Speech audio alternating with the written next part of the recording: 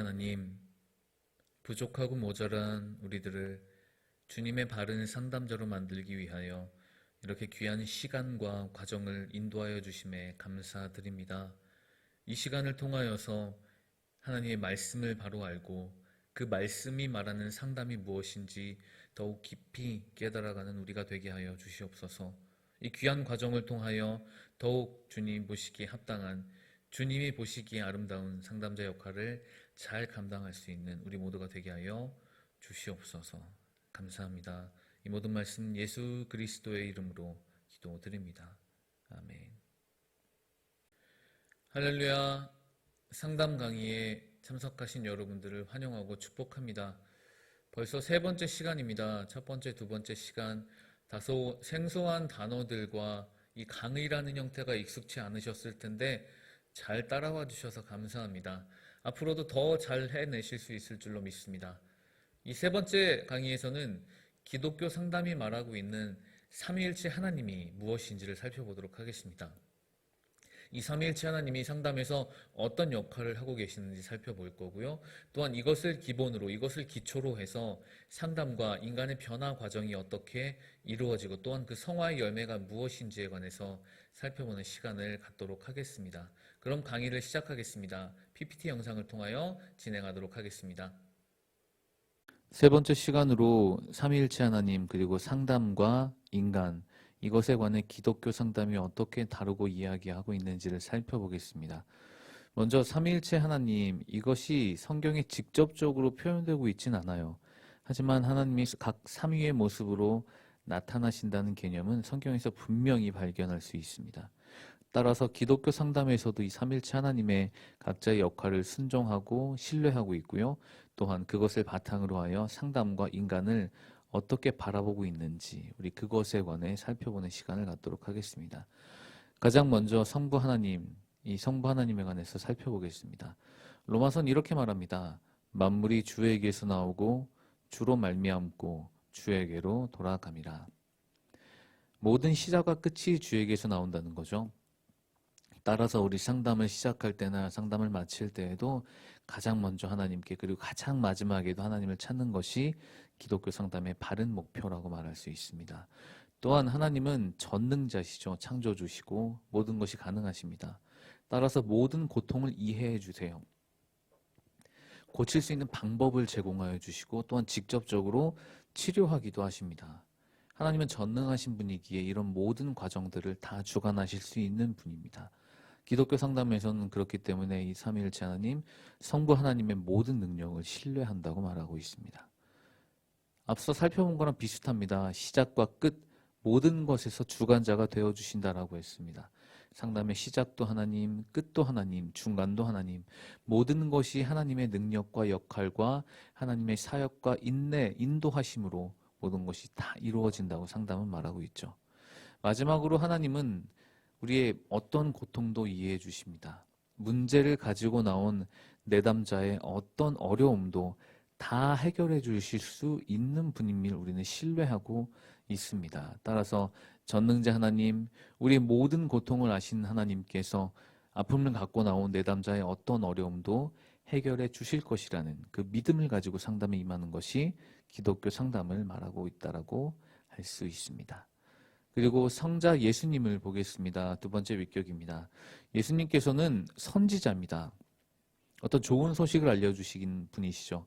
그것은 성령의 능력을 받아 하나님의 기쁜 소식을 전한다고 이렇게 성경은 말하고 있습니다.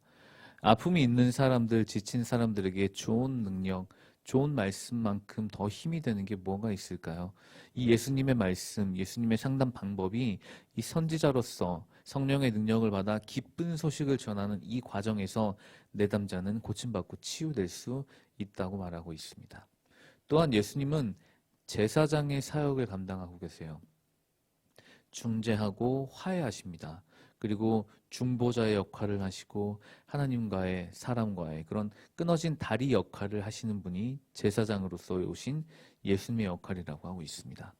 이 내담자의 아픈 마음을 하나님께 나아가기 위해 그렇게 잘 나아갈 수 있도록 돕기 위해 중재하는 역할, 또한 내담자의 죄와 아픔들을 화해시키고 중보하며 잘 해결될 수 있는 다리 역할을 하는 완벽한 단 하나의 제사장 역할을 한 분이 예수님이라고 상담 말하고 있는데요.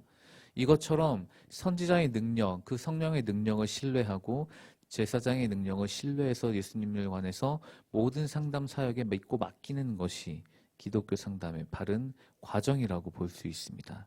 또한 예수님은 지혜자로 오셨습니다.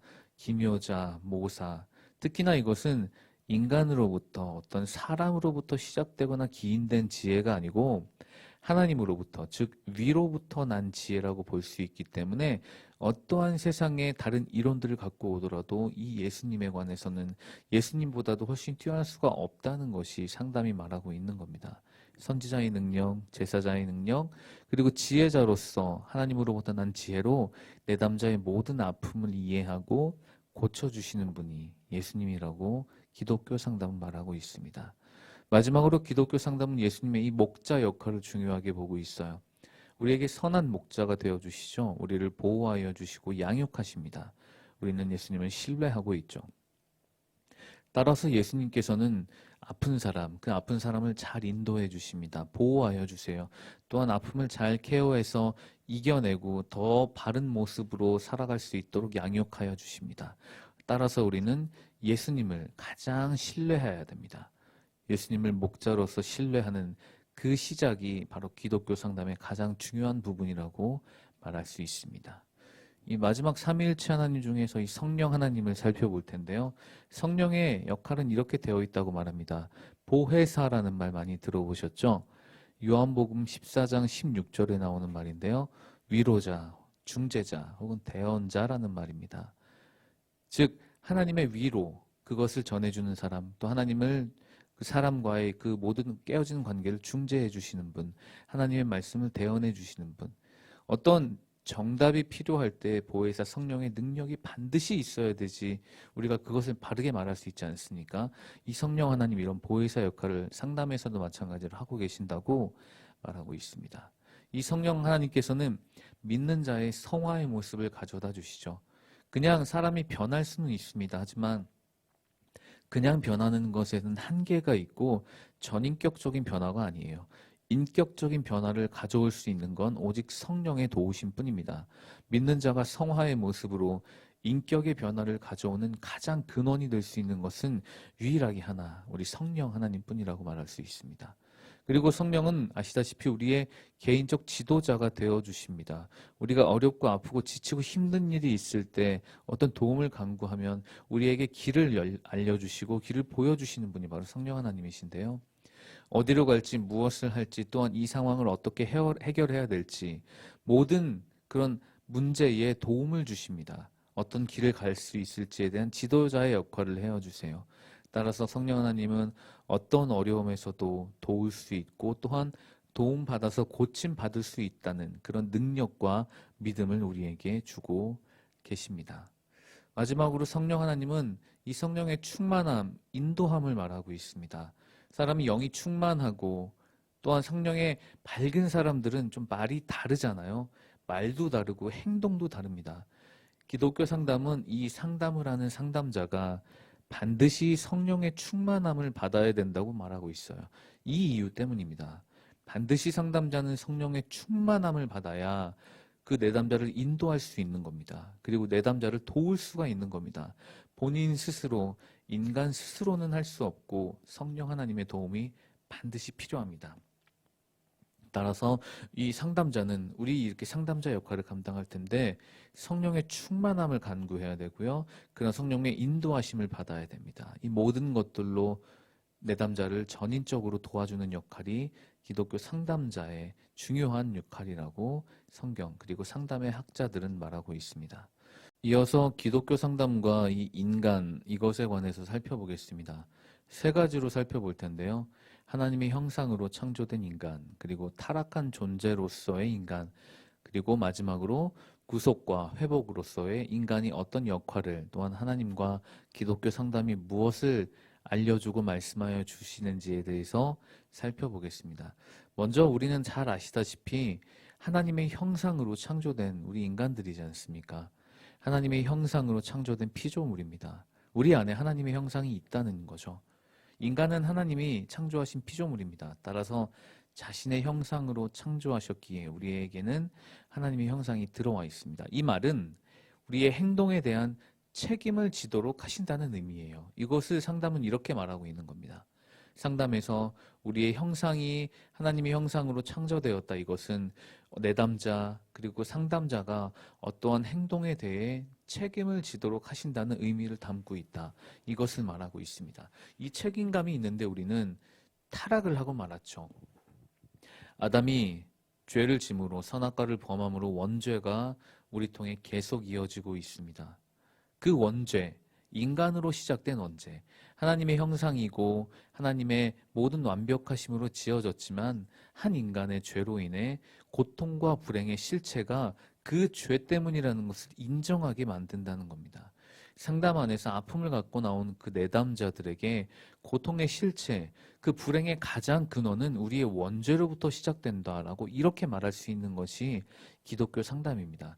이것이 심리학과의 차이라고 볼 수 있어요. 심리학은 자신 개인의 문제 혹은 어릴 적 무의식 중에 깊은 곳에 있었던 그런 문제들을 말하고 있는 반면에 우리는 성경을 신뢰하고 하나님의 말씀을 전적으로 신뢰하기 때문에 아담으로 시작부터 시작된 그 원죄가 우리의 모든 고통, 불행의 실체의 시작임을 말할 수 있다고 말하고 있습니다.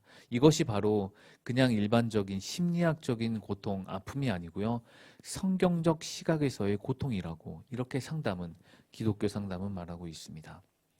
이것으로 하나님이 모든 것을 다 완벽하게 끝내주신 게 아니죠. 너 죄를 지었으니 이제 지옥 가라. 이게 아니지 않습니까? 죄를 지었으니 우리는 하나님께 이 죄를 고백합니다. 그리고 용서를 구하죠. 그런데 문제는 이것이 습관화가 돼버렸다는 겁니다.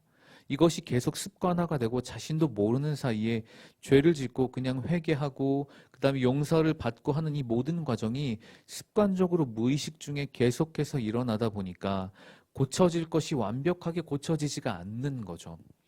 유일한 방법이 있습니다. 우리의 이런 옛 습관들, 죄를 짓고 고백하고 용서를 구하는 이 습관적으로 계속되는 옛 습관을 벗어버리는 겁니다. 우리가 지금까지 갖고 나왔던 이런 모든 것들, 이런 패턴들을 다 뒤로 하고요. 옛 습관들, 썩어버릴 구습들은 다 지워버리고 하나님께서 주시는 거룩한 새 습관으로 완벽하게 변화되는 것이 기독교 상담의 유일한 가장 궁극의 목적이라고 말할 수 있습니다. 인간이 할 수 없습니다. 사람이 할 수 없습니다. 오직 하나님의 말씀으로 할 수 있고요. 성령의 도우심으로 이것이 회복된다고 말할 수 있습니다. 종합하면 이런 거죠. 하나님의 형상으로 창조되었지만 원죄로 인해 우리의 고통과 불행이 시작되었습니다. 이 성경적 시각의 고통을 우리 내면의 문제, 죄의 문제로 가져 들어와서 죄를 고백하고 또 용서받고 이것을 계속 반복되는 이 습관적 모습들을 버려버리고 오직 하나님의 모습으로 하나님의 형상으로 완벽하게 다시 고침받고 다시 새롭게 되는 그 모습, 이것이 인간의 도움이 아니고 인간의 행동이나 말이 아니고 하나님의 말씀과 성령의 도우심으로만 회복된다. 이것이 기독교 상담의 가장 중요한 패턴이라고 말할 수 있습니다. 이렇게 될 때 말씀으로 성령의 도우심으로 회복되고 옛 습관을 버리고 새 습관으로 거듭날 때 우리가 잘 알고 있는 이 성령의 열매가 우리 삶으로 열리게 되는 겁니다. 이것이 기독교 상담이 말하고 있는 궁극적인 상담의 모습이죠. 하나님의 형상을 회복하고 또한 그를 위해 죄를 인정하고 습관을 벗어버리는 것. 오직 말씀과 성령의 도우심으로 회복되어 성령의 열매를 우리 삶과 세상에 증거하도록 하는 것이 기독교 상담의 가장 중요한 과정과 목적이라고 할 수 있습니다. 이것으로 강의를 모두 마치겠습니다. 3강에서는 삼위일체 하나님을 기독교 상담에서 어떻게 말하고 보고 있는지를 살펴봤습니다.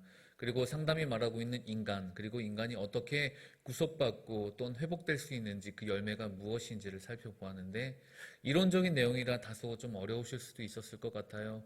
하지만 잘 따라와 주실 줄로 믿습니다.